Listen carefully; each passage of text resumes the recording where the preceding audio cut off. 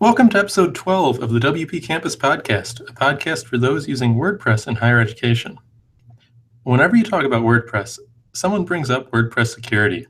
Your boss is going to bring it up, your clients are going to bring it up, and there's a decent chance you've had at least one night's sleep ruined thinking about it. It's one of those things that makes you feel paranoid. Am I doing enough? Do I have a compromised site and not even know it? My name is Brian DeConnick. I'm joined by my colleague at NC State, Jen McFarland, and also by Paul Gilzo, who says that as an owner of a WordPress site, it is your responsibility to be paranoid about security. Paul is the lead programmer for the Division of Marketing and Communications at the University of Missouri. He presented at WPCampus 2016 and at High Ed Web 2016 on the topic Access Denied, Keeping Yourself Off an Attacker's Radar. And at High Ed Web, he received the highly coveted Red Stapler Award. So welcome, Paul. Thank you. So I guess first, congratulations on the Red Stapler Award. For those who are not High Ed Web initiated, what is the Red Stapler Award? So the Red Stapler Award is a High Ed Web tradition.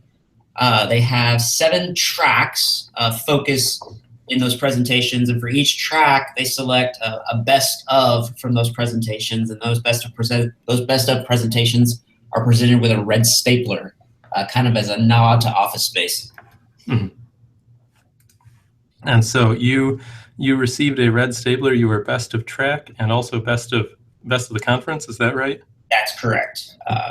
Which was really surprising. There was a lot of really fantastic presentations this year. I believe there were 84 in total. So it was quite a shock to not only be presented or to be selected as the best of track, but to also be selected as best of conference. Yes, I also presented, and I just have to know, because I don't have a red stapler, at least not yet, does it actually work? It does actually work. That's awesome. I really, in my dreams it did, but I just wanted to make sure. I don't let anybody use it. Oh, of course not. No.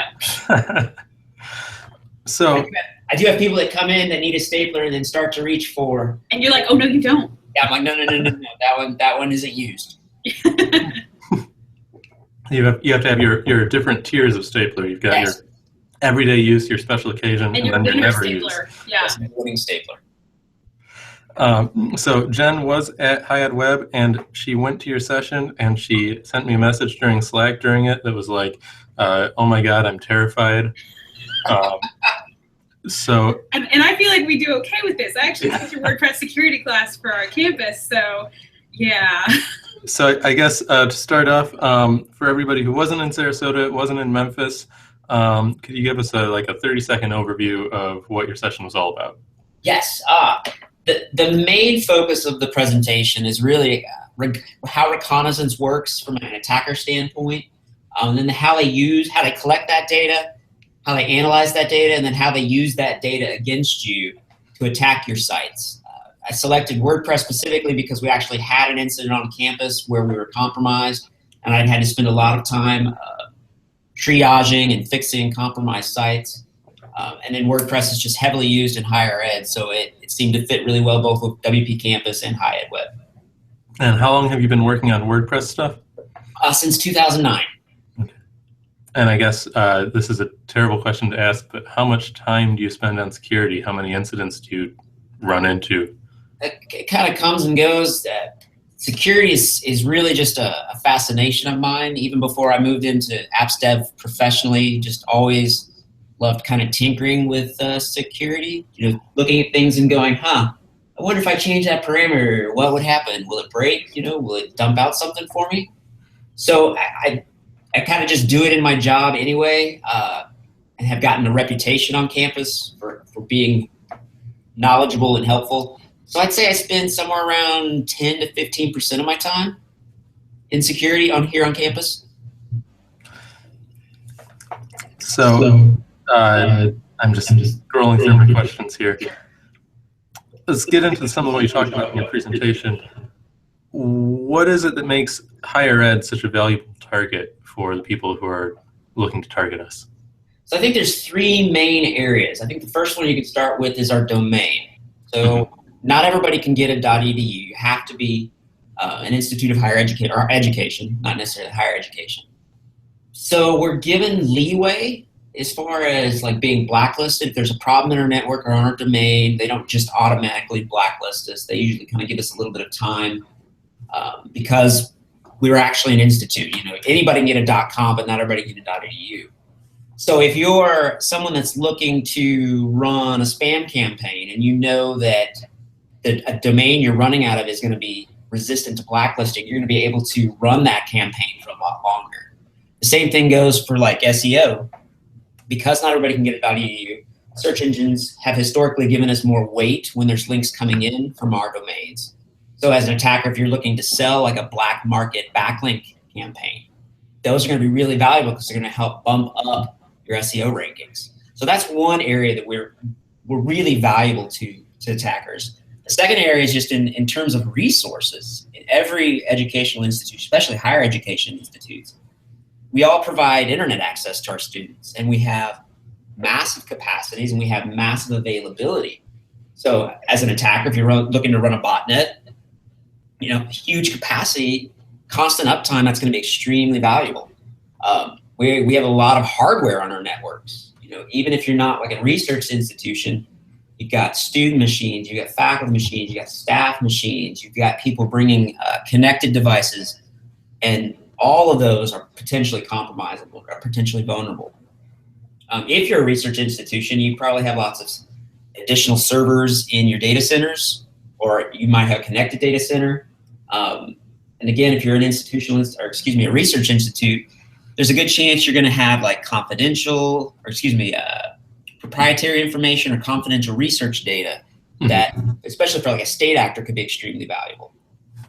So just lots of things that aren't necessarily completely unique from the private sector, but certainly are more highly available here on campus. And one of the things you mentioned in your slides as well is, you know, we don't necessarily have a lot of staff that are spending time monitoring this. We have a lot of people who have lots of different job responsibilities. Yeah, even in the private sector, this happens. You know, security is one of those things where you don't see a direct ROI. You know, you have security divisions saying, hey, we need to buy these products, we need to do these things, but you don't see a return on that. You only see a return in the sense that if you're compromised, you have to clean it up. It's even worse for education because everybody's going through budget cuts. Everybody's has tighter budgets. And so one of the first things that kind of happens is security kind of falls off, or responsibilities are delegated to those that aren't necessarily trained or have skills in those areas. So attackers, they see this and they know that, all right, well, these places don't have the dedicated staff that maybe somebody in the private industry would, and know that there's going to be a larger percentage of potentially vulnerable things on a campus. So when one of these attackers is targeting one of our WordPress websites, in your experience, what are they looking to do? What are their objectives targeting, you know, let's say randomdepartment.university.edu? They're trying to get your resources. So they're just trying to find a foothold into your network in order to do whatever it is they're needing to do. So if they're looking to run botnets, they're wanting to get some type of hook into your server so they can set up those bots, or run a spam campaign. Or if, again, you've got, you know, some of that confidential research data, maybe they're just trying to get into your server where your departmental website is, so they can begin to map out the rest of the network and find out where that confidential data is stored. Right, it's the front door. Yeah, it's just the front door. It's just a stepping stone into the other places, into the other pieces that they might really be after. So then, looking at WordPress, well, I guess let's talk about making WordPress safe. So the question that I hear frequently, and I know Jen hears, we like to ask all of our potential job candidates. Right. Is WordPress secure? That's a great question. So I would say that nothing that's built by humans is absolutely secure. So it doesn't matter whether it's WordPress or Drupal, Joomla, you know, whatever. Nothing's absolutely secure. That's just the fact we have to face. WordPress core has a lot of eyes on it. It has a lot of community behind it, and it has made great strides in being secure. It's certainly way more secure than it used to be, and they're much faster about getting things fixed. So I would say it's mostly secure. are as good as it's probably going to be for being what it is. We'd accept that answer. I'd hire you. What's that? We'd accept that answer. I'd hire you. Fantastic. Yay! I'd love to come work for you guys. Okay. The big problem with WordPress is those plugins. It's the plugins and the themes, because for better or for worse, there is no real vetting of plugins and themes when somebody submits to the repository. I mean, they kind of do a cursory glance, but there's no real in-depth security analysis of those plugins and themes. And since anybody can submit one who doesn't necessarily have to know anything about secure coding practices, you end up with a lot of potentially vulnerable plugins and themes that are out there in the wild for anybody to download and use. And that's where the biggest vector is in WordPress nowadays. It's just simply because of this, because of its expandability, because of its extensibility, because anybody can submit it, you end up with just this plethora of potential targets. Mm-hmm. So talking about plugins specifically, you spend a while in your presentation hiding plugins from people. Can you talk a little bit about what you're doing and I guess what the advantage is to masking what plugins are in use on any site? It's the focus, at least in the presentation, isn't really about hiding so much as you're not giving away things freely. So the specific term I use in the presentation is implicitly denied.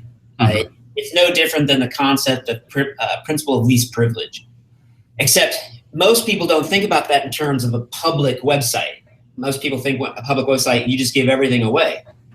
So instead, we kind of shift it around and say, okay, well, don't give away the things that you know shouldn't be given away. So a big chunk of the presentation talks about how you can say it's locking down, but it's really saying, okay, when a request comes in for this area, what are the things that I know should be in this area and should be publicly available? And we essentially whitelist those things that should be given out or we know should be given out. So we go through and we say, okay, we're going to deny any request into this area, specifically WP content as the example. We're going to just deny everything by default. And then we're going to back up from there and we're going to say, okay, images. Images are okay to give out. We know we're going to need to give out those images. So that's all right. Style sheets. Obviously, you need to be able to give those out. JavaScript files, maybe XML documents, PDFs, those types of things. So it's really more of whitelisting what you know should be given out from those areas.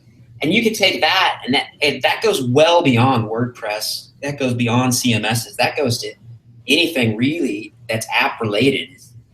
Is don't be giving out everything by default. Instead, be giving out nothing, and then only give out those things that you absolutely know should be given out. And I guess the other side of that is you need to know the use cases for any given website pretty deeply. You need to, if there's some sort of special case and they have files a file type or a file extension that they think they need to give out, it's a good opportunity for a conversation with your client about what is it that you're trying to do here, and how can we best accomplish that. Absolutely. And WordPress is nice in that in the admin area, there is in the settings, there's a list of all the file types that you can upload through the media uploader. Mm-hmm. So you can always start from there. You can say, okay, well, here's all the file types we already know that WordPress is going to accept through its uploader. So we can use that as a basis to start. And you're right. I mean, there's always going to be that exception to the rule where somebody has a file type that wasn't in your list that they need. And that's easily adjustable. And it's a great opportunity to have that conversation and to explain to your clients, this is why we do it. We do it so that things that don't need to be given out aren't being given out. We're not freely giving out this information about ourselves.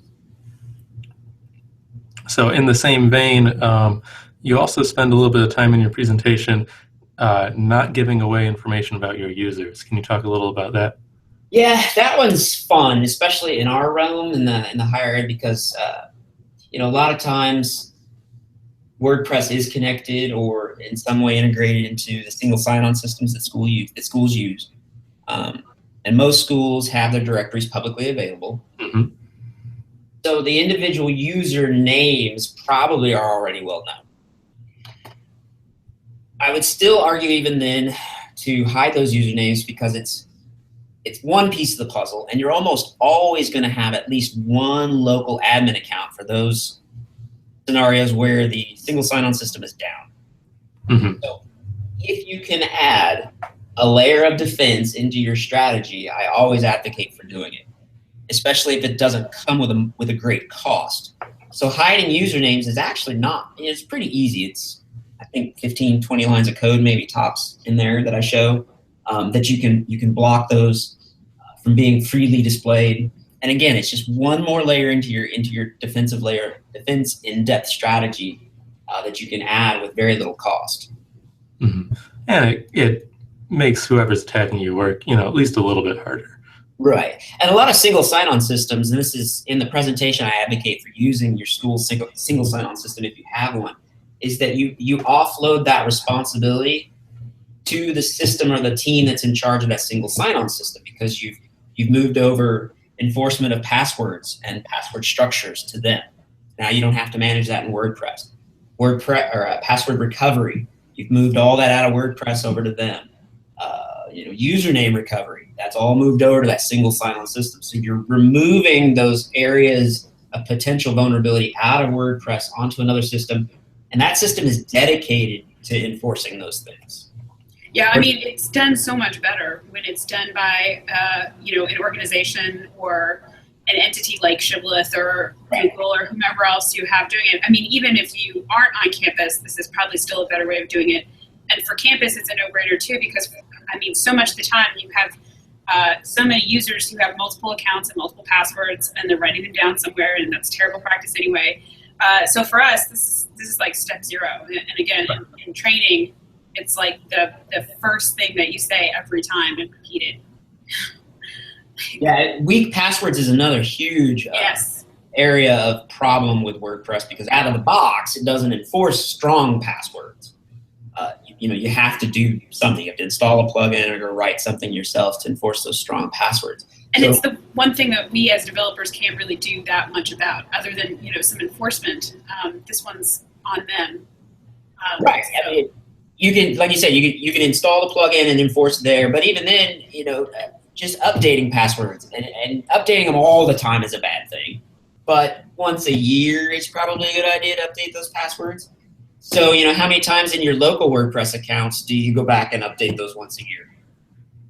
I'd argue most people never update those passwords. Yeah, I don't want to answer that question because I don't want to give anything away, but but it's not going to be a good answer. Right. I mean, and we all do it. It's nothing to be embarrassed about. But moving that piece over to your school's central system, well, then you're falling under your school's policies.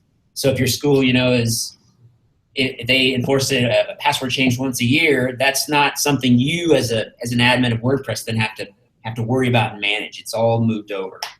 Mm-hmm. It's all about mitigating risks. Right. What do you use to, test yourself and probe your own defenses? We WP scan a lot. We also do Metasploit, and we've done a lot of stuff with ReconNG, which I mentioned during the presentation. Those are just frameworks for basically scanning and attacking yourself.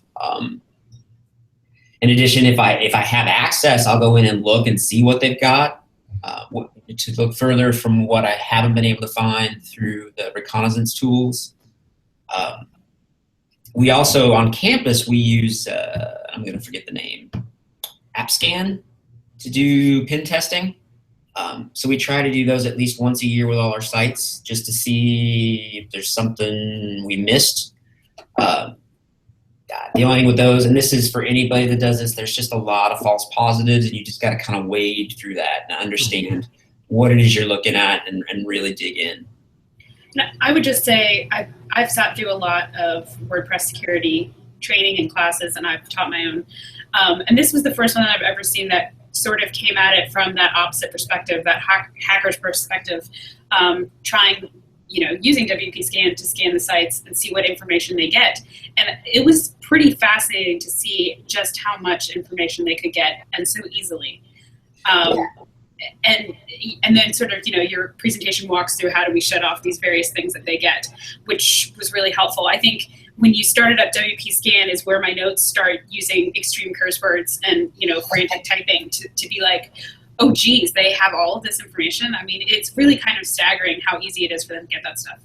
Yeah, and unfortunately, kind of going back to that whole human resource piece, yeah, a lot of times the person in charge of a site isn't a developer and isn't somebody who would call themselves comfortable in the terminal. And a lot of these tools, what the tools are doing are so in depth that it's just easier to build it in a terminal-based thing. Because you're doing a lot of fingerprinting, you're doing a lot of hashing and stuff like this. So nobody's going to really build a GUI around that. So I think, but it's good because it makes it a deterrent for somebody else. Like, I mean, I would have to work through trying to use WP Scan in a way that a hacker would just do it in a second. But it's after watching you do it, it seems something that would clearly be worthwhile to try out every now and then because it's really insightful. Absolutely, it's not a difficult tool to use once you understand what it is. I just think that some people who might even have heard about it, they see, oh, it's in a terminal, and then they kind of shy away. Attackers, not shy. Not shy.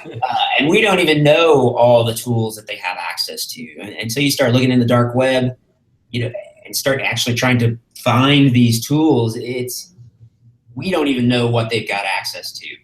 Yeah, but what we do know they have access to is scary enough. So right, exactly. And at least WP Scan gives us the ability to look and say, okay, we know that this information is easily retrievable. So talk a little bit more about WP Scan, and I guess what are some of the markers you're looking for? We've talked a little about information you can find about plugins and usernames, but what else are you looking for as you're attacking one of your own sites?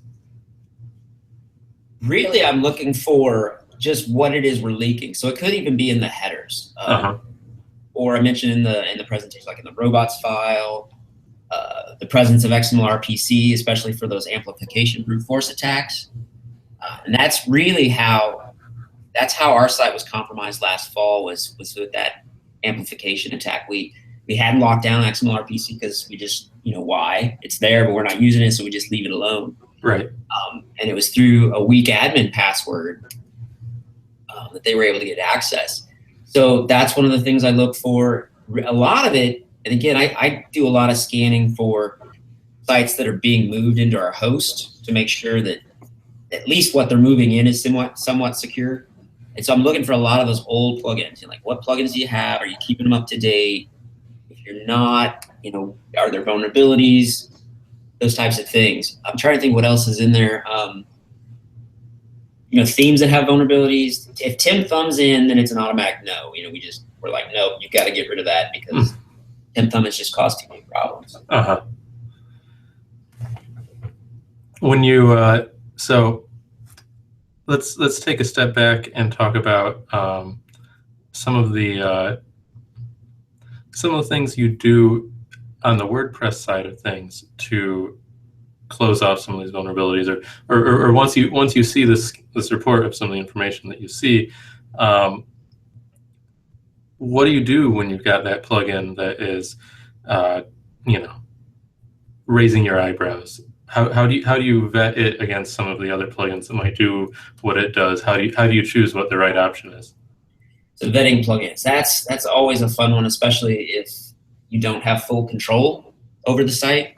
A lot of times in my work, if somebody's asking for a plugin, the first thing I'll do is I'll counter with, well, what are your goals? What are the things you're trying to accomplish here with this plugin? So let's take a look at that and see if there's another way we can do it without adding yet another plugin to the site.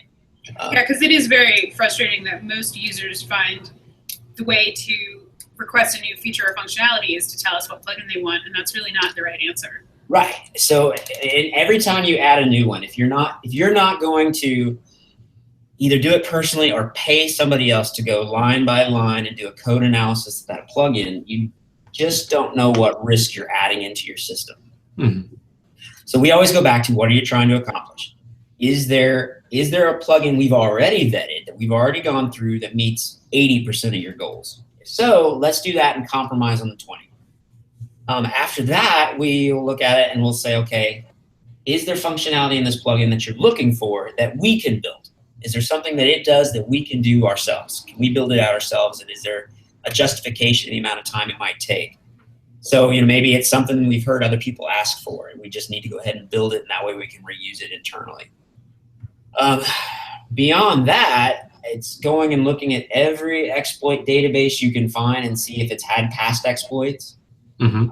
If it's had a past exploit, how long did it take the vendor to fix it? Did they fix it immediately? Did they take months or years? If they fixed it, did they actually fix it, or did they fix it and introduce a new one, or say they fixed it but not really? And so kind of looking at that history of that plugin and seeing how responsive they are. And then after that, if it's something we can't build, it's definitely that this particular plugin meets the requirements and it has a clean history, then that's when we finally are like, okay, we'll add it in. Mm-hmm. And then you hold your breath and see what happens. Right, and then you just constantly monitor. You just have to watch. I subscribe to, I don't even know how many lists of exploit lists, and I'm constantly checking those to see for any signs of a plugin that we use or new stuff for WordPress core. Mm-hmm. Constantly checking those security lists. Yeah, we actually we have an RSS feed for a couple of different security feeds coming into our Slack team. Yes, it is sometimes discouraging when you see just how many things come in on a daily basis. Yes, absolutely agree. I set up a ton of Google alerts specific to WordPress and security and the plugins we're using, as well as I have it constantly checking our own domains for Viagra and Cialis to see if anything new pops up. That's funny. I mean, that's a good thing to do because that's one early indicator of something going wrong. Right, and a lot of departments don't consider that fact that if they're compromised, while their site might not be the most important to the institution, they're probably inside your domain somehow, either as a subdirectory or as a subdomain. And Google is going to ding the root domain. So like for us, that's Missouri.edu. And so if, art. I'm going to pick on art, just pulling it out there. They didn't do anything wrong, but if art.missouri.edu is compromised, well, Google doesn't go back and say, oh, we're going to blacklist art.missouri. We're going to ding Missouri.edu. Right. Just having those types of checks for anything, as soon as you can catch them and remediate those, is going to be better off for any of your search engine results or just your reputation in general. So we do a lot of cleanup in that manner, catching from the Google's alerts and then going back to those departments and then trying to figure out what happened. Could you tell us a little bit about, I guess, the WordPress environments that you have on campus? Is it a lot of multi-sites, or do you have people, do you have some, department or college maintaining their own standalone sites without support from some sort of central WordPress group?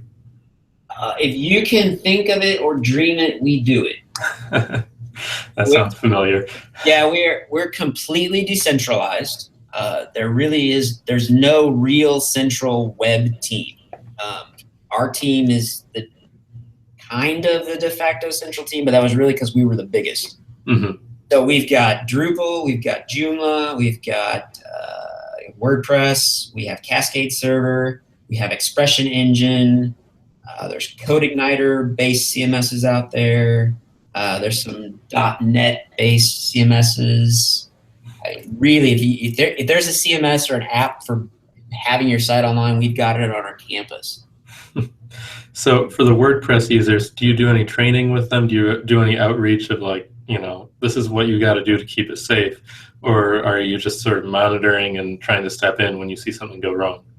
So for all of the CMSs that I know of, Joomla, Drupal, I think we even have some Magento on campus. Whenever I see a vulnerability, we've got several distribution lists on campus that get to most of those people managing those sites, and then I'll send out notifications. Sure. For WordPress, I try to do a weekly update, if not more often, of here's the new plugins that have had vulnerabilities disclosed. Here's what's coming up in WordPress. Here's some things you should be watching for, those types of things. So like this week, Joomla had that big vulnerability disclosure on Tuesday where even if you had registration turned off, you would be able to bypass registration and create a new user. And then there was a second vulnerability to elevate user permissions. You could, even if registration was disabled, you could register and then make an account an admin. And so was constantly sending out notifications to campus about, hey, this is what this vulnerability is, the patch is out. If you didn't patch, here's the things you should be watching for. So a lot of just communications, trying to get that information out to everybody.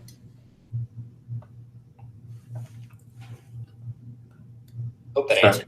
Yeah, no, that was a great answer. Sorry, I'm scrolling through and got distracted by an email coming in. See, I'm busy thanking my lucky stars we don't have Joomla for any of our clients right now. We're minimizing. I think we're down to 11 instances of Joomla on campus. So we're slowly moving towards Drupal and WordPress and Cascade as the 3. I sympathize. I'm with you. So I guess I think both your question, or rather your answer, and then me getting distracted by an email gets to a really hard issue in higher ed, which is there are a lot of distractions. There's a lot that's going on, and it's really hard to come up with a strategy that really works. So I guess how do you manage your security strategy? How do you think about, besides just notifying people, do you have a 5-year plan for finding a way to secure your domain or anything like that? Yeah, so that's another, and this is probably going to be the same across every campus. We have a security department on campus that's in charge of doing, incident response and vulnerability scanning. The challenge is the same there as it is everywhere else, and that's we can't keep people. Higher ed doesn't pay the same as the private sector, and so we lose a lot of our good security people to the private sector because they can pay 2 and 3 times what we pay. Mm-hmm.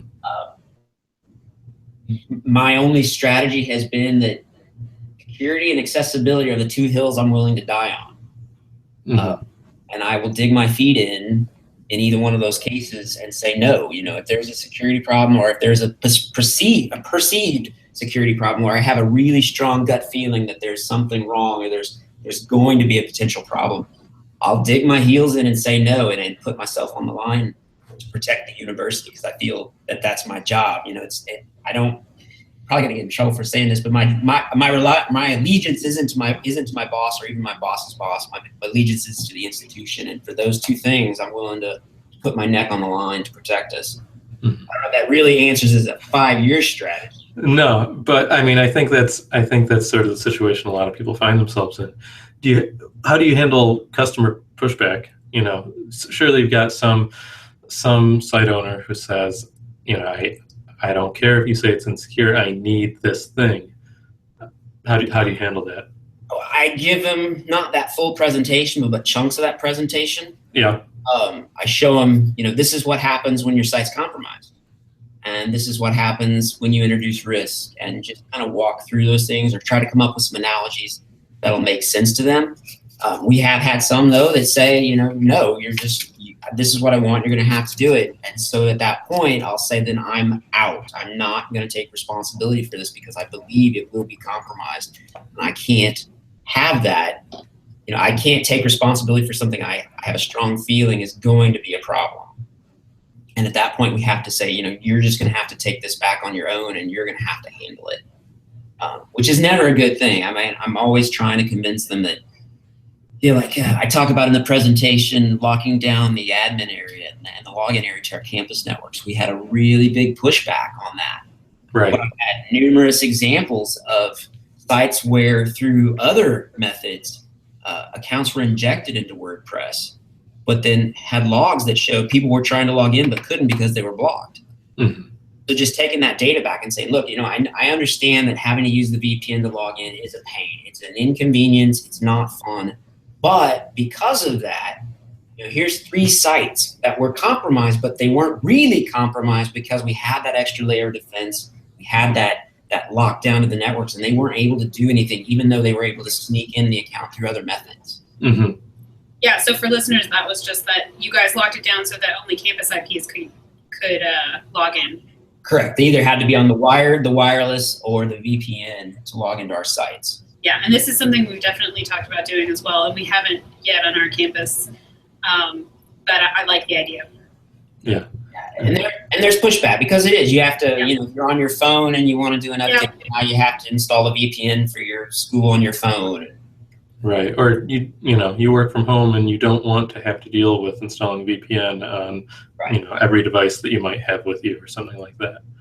And I try to just frame it in the sense of, the risk greatly outweighs the inconvenience, because let's say you got research papers on there. Do you want those research papers released to everybody in the world? Well, no. Well, then this is why we're doing this. We're trying to protect that data. So at this point, you got me feeling paranoid. You've got me feeling nervous. So supposing I was a complete novice, which I'm probably closer to novice than I would like to be, but supposing I'm a complete novice on security, what do I do next? How do I figure out how to keep my sites safe and move forward, knowing that they're out to get me and I need to do something? The number one thing I always tell people is to start looking at OWASP, O-W-A-S-P, which is the Open Web Application Security Project. Mm-hmm. They have hundreds upon hundreds of local chapters throughout the world, with over 100 in the U.S. There's a good chance if you live anywhere near a major metropolitan area, you've got a local chapter.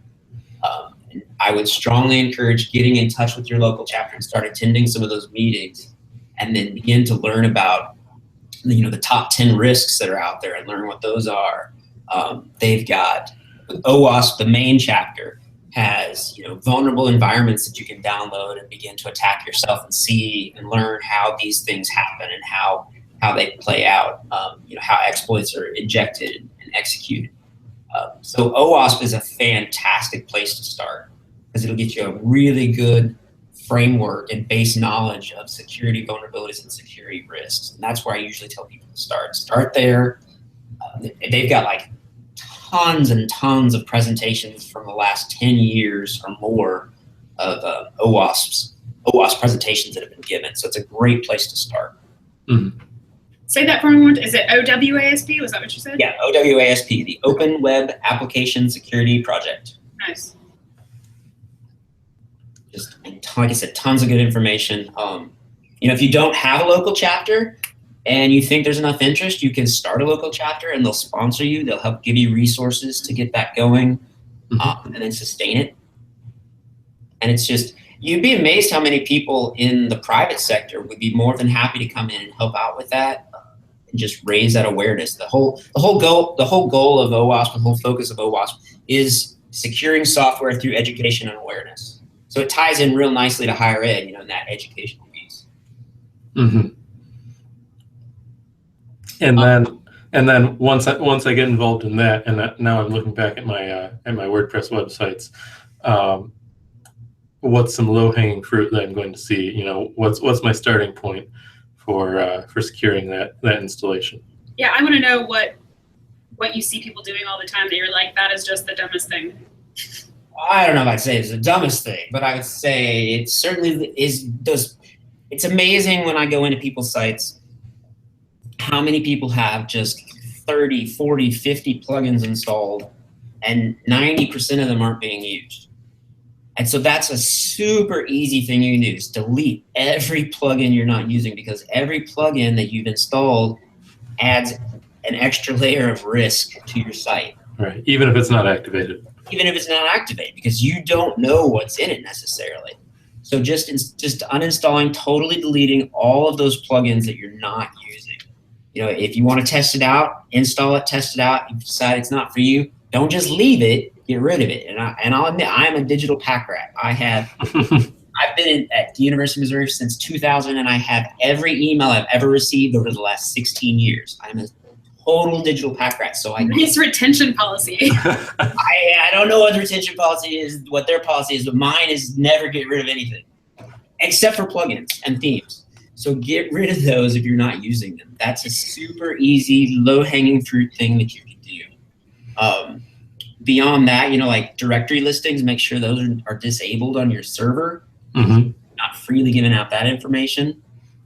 And then really begin to apply all of those top 10 that you might learn in OWASP to your own site. Looking for this, look at the stack, the whole thing, the operating system, Apache, database server, PHP, making sure all those are secure. Turning off all debugging information that you don't need, getting rid of overly informative error messages, just all those basic concepts, and begin applying them back to your WordPress site. So you've presented on this topic at a couple of different conferences, and you're talking about it here. I think most people are going to turn to you and call you an expert. Have you had anybody come up to you after a presentation and just like surprise you either with a problem that they have, or surprise you with something they're doing to secure their sites that you would never even thought of? That's a good question.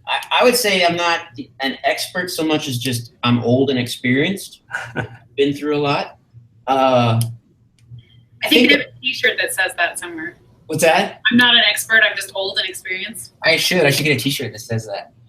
I think the big one that always comes up is just, because I talk about it in the presentation, we shouldn't allow PHP to execute anywhere except, the index file back up at the beginning and some specific files back up at the root of the site. Mm-hmm. I think the big one that always comes back is, well, I've got this plugin that needs to execute inside the plugins directory because that's just how it's built. And I got to have this functionality. What do I do? And that's a tough one.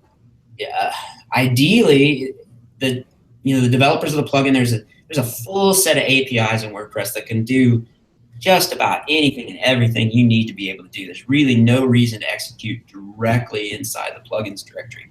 Mm-hmm. But not every developer knows that. I mean, not everybody has an encyclopedic knowledge of WordPress's APIs. It's extensive.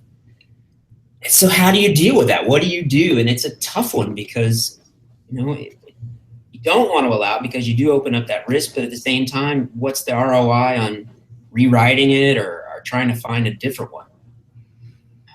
And that's just one where you got to just try to read that file as best as possible, analyze it yourself, and then determine if it's worth the risk. If the convenience of the plugin and the functionality is worth the risk of opening that piece back up. Mm-hmm.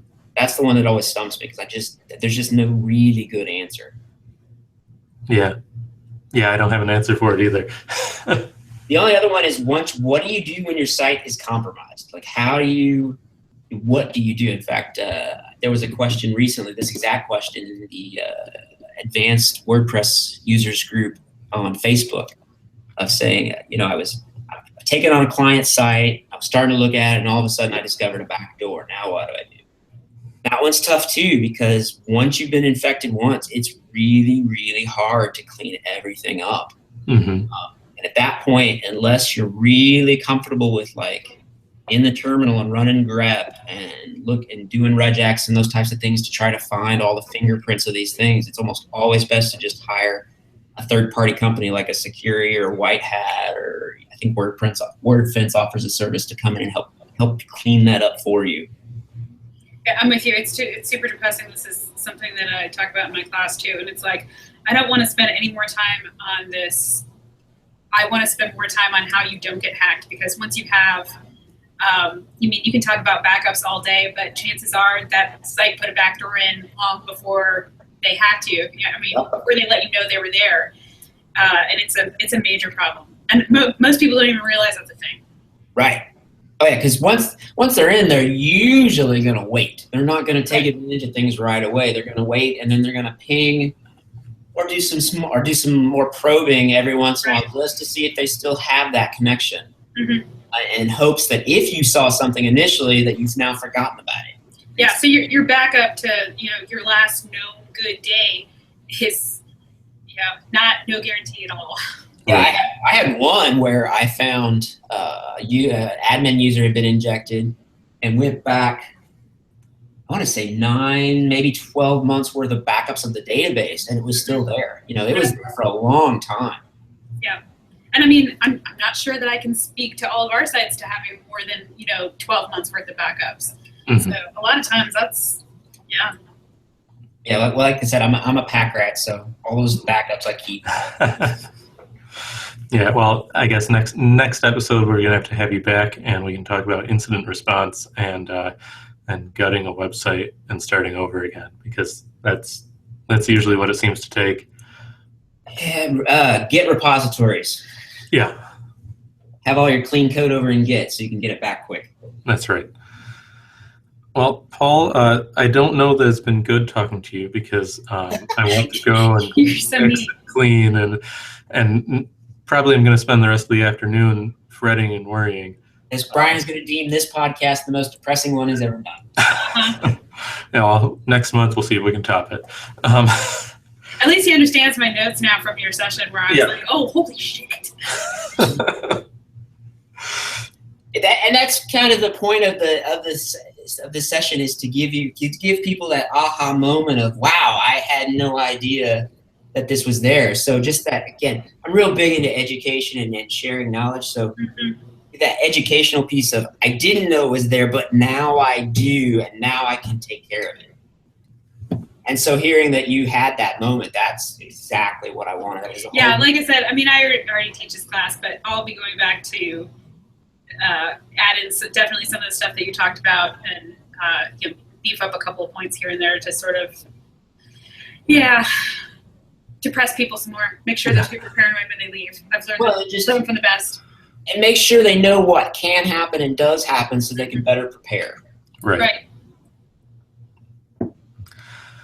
Well, on that note, that's sort of a hopeful note, so let's end it there.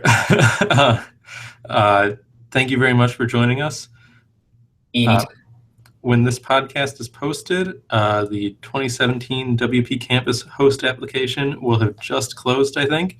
So stay tuned in the coming months for more information about next year's conference. Paul, I'm guessing you're going to be back for that conference? Yes, I will definitely be there. And if you need more WP Campus in your life, and you probably do, check out WP Campus Online, a one-day virtual conference scheduled for January 23rd, 2017. Call for speakers ends on November 18th. Paul, have you submitted a proposal for a session for WP Campus Online? Yeah, Rachel and Shelly and several of the others and I have been talking about some things that we can add in there. Awesome. Cool. So I know we're especially interested in getting case studies and why WordPress and higher ed type narratives telling your story of WordPress at your institution. So you can learn more and submit your proposal at wpcampus.org/online, and pay attention to all the WP Campus ways of finding information at WPCampus.org on Twitter, WP Campus on Slack. Going to wpcampus.org, the hashtag WPCampus. I'm thinking there are probably other ways of getting WP Campus information that Rachel is thinking, oh, why didn't he mention that? Even at this moment, she's coming up with something new. Even at this moment.